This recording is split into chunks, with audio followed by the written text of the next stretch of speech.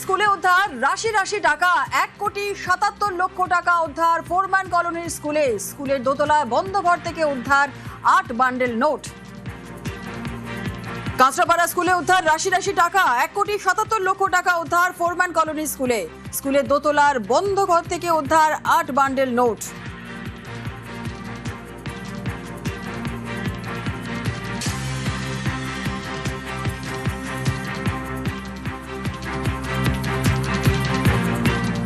এই কাঁচরাপাড়া স্কুলেই এত রাশি রাশি টাকা কিভাবে এলো? এই টাকা কি বলছে স্কুল কর্তৃপক্ষ, আরো বিস্তারিত জানবো।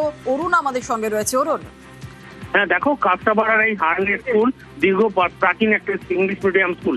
এই স্কুলের মধ্যে একটা দোতলার একটা ঘরের মধ্যে প্রচুর পরিমাণ টাকা, এরকম বান্ডিল বান্ডিল টাকা, যেটা জানতে পারে এলাকার মানুষ কোনোভাবে সূত্রে খবর পায়। তারপর কিন্তু রাত্রি 11টা থেকে শুরু করে ভোর 6টা পর্যন্ত ওই ঘরে তল্লাশি চালিয়ে প্রচুর 8টা বান্ডিল পাওয়া যায়। সেখান থেকে এক একটা বান্ডিলে প্রায় 26 লক্ষ 27 লক্ষ করে টাকা রয়েছে। টাকা গোনা 3টে মেশিন আনা হয়। সবচেয়ে অবাক ব্যাপার, এখন যেগুলো ধরা পড়ছে প্রতিটা স্কুলে একটা করে বিছানা, এবং কি সেখানে শুধু বিছানা নয়, সেখানে কন্ডমও ওই ঘরের মধ্যে রয়েছে। একটা বাচ্চাদের স্কুল, সেখানে এইসব জিনিস কি করে এলো, এই নিয়ে কিন্তু এলাকার লোকের প্রশ্ন তুলেছে। রাতভর তল্লাশি চালানো হয়েছে। এখানে এলাকার লোকের দাবি, এবং এখানকার যিনি বিধায়ক রয়েছেন সুদীপ্ত দাস, তিনি পরিষ্কার বলেন যে এই স্কুলে যেহেতু কমল অধিকারী, সুবোধ অধিকারী, একজন বিধায়ক একজন পৌরসভার চেয়ারম্যান, এই দুজনই ওখানে রাত চালাতো। এই কমল অধিকারীর নামে কিন্তু পরিষ্কার ভাবে বলেন, তিনি কমল অধিকারী হচ্ছে স্কুলের প্রেসিডেন্ট। ফলে তার অবৈধ টাকা এখানে রাখা হতো।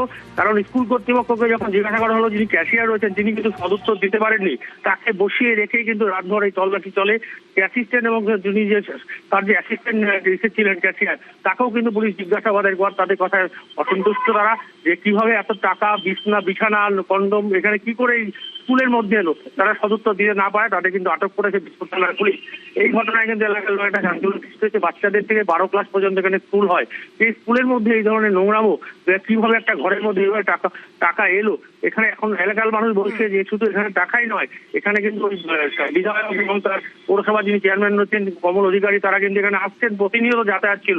ফলে একটা সিসিটিভি ক্যামেরা লাগানো রয়েছে স্কুলের মধ্যে, কিন্তু তার মধ্যে এইভাবে কি করে এলো, এই নিয়ে কিন্তু এলাকার মানুষ প্রশ্ন তুলেছে। ধন্যবাদ। 1,77,00,000 এটা জানতে পারলাম। কমল অধিকারীদেরই টাকা, এটা কালো টাকা। স্কুলের টাকা কিছু থাকলে থাকতে পারে, কিন্তু 1,77,00,000 টাকা একটা স্কুলের থাকতে পারে না।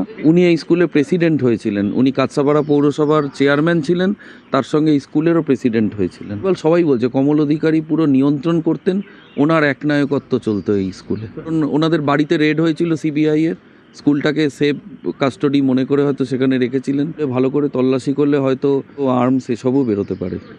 অ্যাকাউন্ট সেক্সের যে টাকাগুলো, অ্যাডমিশনের টাকাগুলো জমে রেখেছিল প্রায় এপ্রিল মাস থেকে, সেই টাকাগুলো ব্যাংকে পাঠানোর কথা ছিল। অ্যাকাউন্ট সেক্সের পুরো রেসপন্সিবিলিটি ওনার দায়িত্ব, উনি পাঠাননি।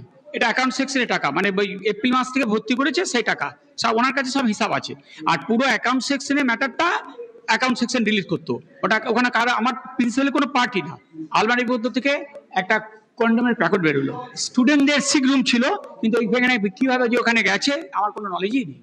পার্থ চ্যাটার্জির ঘর থেকে যেরকম টাকা পাওয়া গেছিল সেরকম টাকা, এরকম ক্যাশ টাকা স্কুলের মধ্যে আছে। মানে স্কুলে বেনিয়মের পর বেনিয়মের অভিযোগ, তারপরে এই ঘটনা ধরা পড়েছে। স্কুলের মাস্টার মশাইরা করেছেন। এই খুঁজতে গিয়ে তো দেখা যাচ্ছে এই ভয়ঙ্কর ব্যাপার। আমি বলছি এই টাকা স্কুলের টাকাও নয়, এটা কমল অধিকারী, সুবোধ অধিকারী, পার্থ ভৌমিকের ব্ল্যাক মানি। এত টাকা তারা ইডি সিবিআই এর ভয়ে এই স্কুলে লুকাতো, এখন যা বোঝা যাচ্ছে।